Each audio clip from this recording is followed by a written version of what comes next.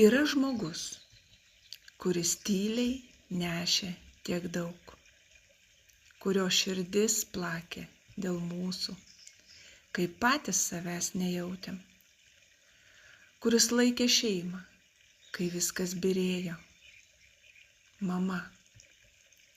Jos švelnumas yra begalinis, jos jėga nematoma, bet tokia gili kaip žemė.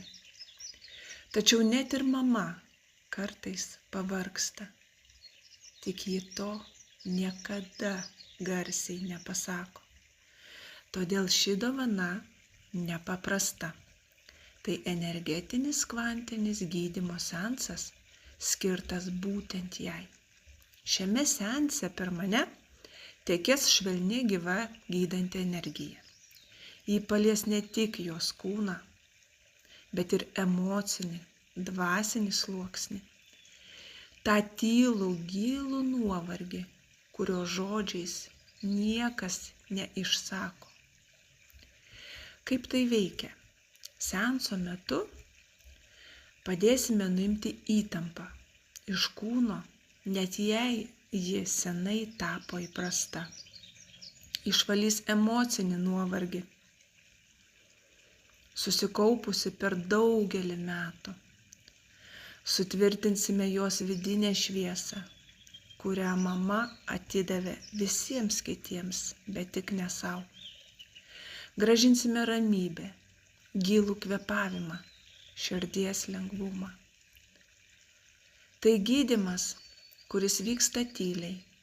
Jo nereikia suprasti protu, svarbu tiesiog leisti sau pabūti.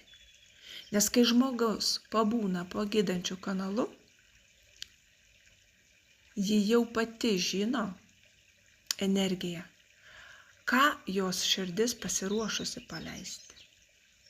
Kodėl tai tokia ypatinga dovana?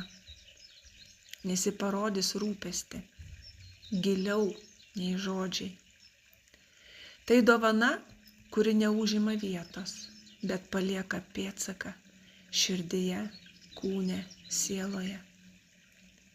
Nes mama pati dažnai viską atiduoda, o dabar gali pasiimti ir priimti.